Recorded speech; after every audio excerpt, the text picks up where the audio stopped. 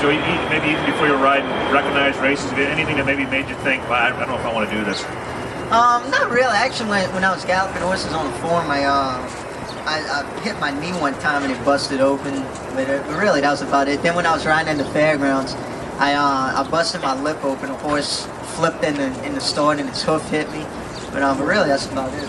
So far so good. You mentioned your age, 19 years old. You're near the top of your profession. How is it being around a bunch of older guys? I mean, you're in a locker room with, guys who are in their 30s, some in their 40s, guys who could be your dad, literally.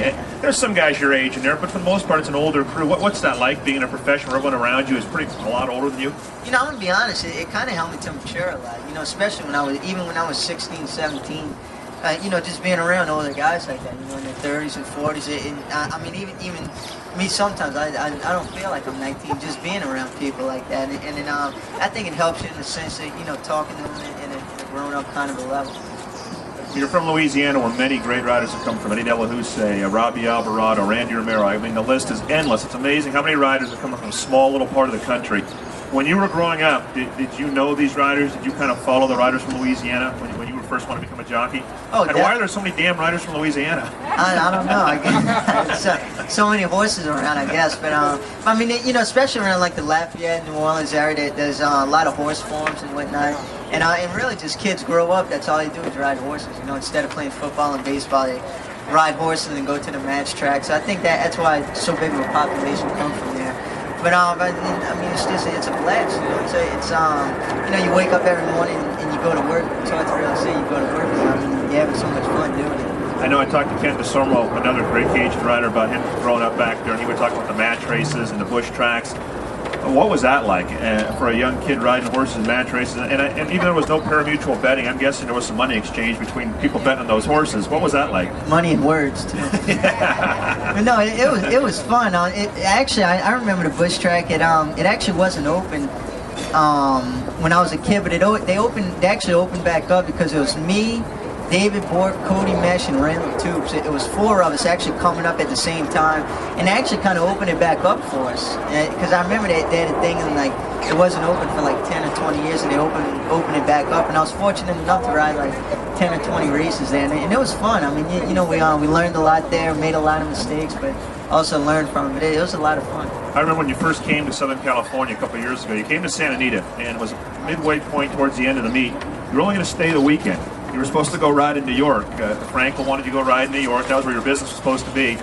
After 2 or 3 days, what changed your mind to stay in Southern California? I mean, you were on the way to New York. I think the weather decided that for me. That was easy, huh? Oh, man. No, it was incredible. I came here, I think, for 2 or 3 days, and we did incredible. And it was just like this. It was 80 outside, nice little breeze. Then when I got back to New York, the breeze was about 40 miles an hour strong with about 32 degrees. So I'm like, it was time to call an audible here. But it was great. Both sides were great. But, I just went to, California is such a great place, and so I just wanted to see if I could make it there. How tough was it at first? You seem to get going so fast. Usually when a guy comes out, especially an apprentice, there's a little adjustment period. You get to know the trainers, your agent gets familiar with what's going on. It didn't seem to happen. All of a sudden you were riding good horses and right in the mix. How quick did that come to you? Yeah, it was really incredible. I have to give all the credit to the, owners and trainers. They had confidence in me, and giving me the opportunity. We just tried to make the best of it. But I'm gonna be honest. I was surprised how quick it happened. Just coming here, not being here before, and they just gave me the opportunities, and it was great. It all worked out. How tough is it for you weight-wise? Do you have to battle your weight? Do you have to watch what you eat, or are you pretty comfortable so far? No, actually, I've been very fortunate. My metabolism's pretty high. I'm tacking like 110, 111, so I pretty much eat what I want. Family big? You can grow, or?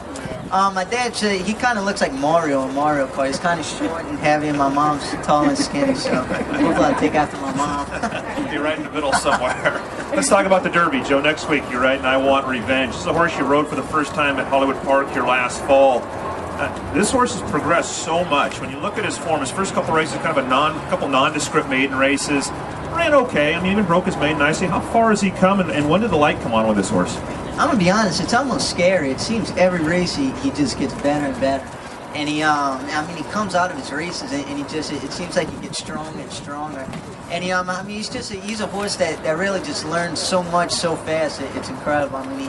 he doesn't seem like a 3-year-old. You know, he's so mature for his age.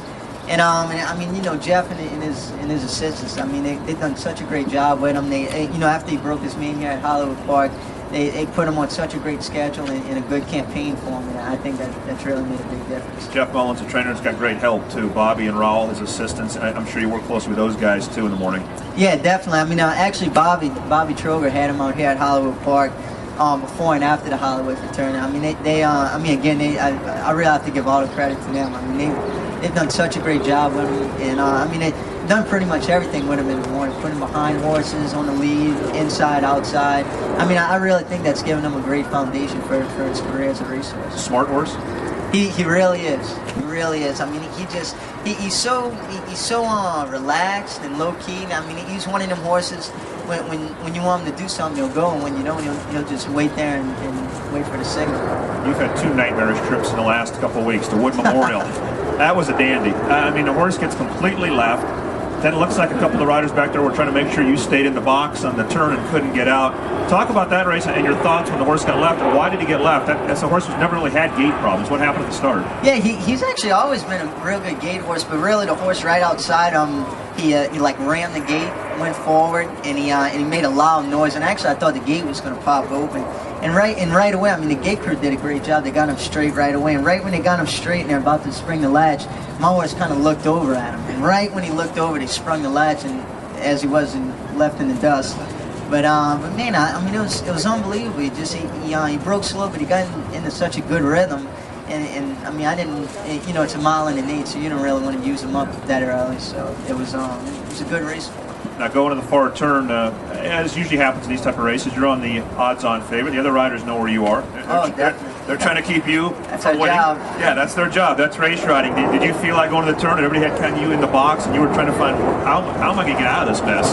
Yeah, it was kind of looking around, seeing where I was. I guess I didn't realize at first that he broke so bad.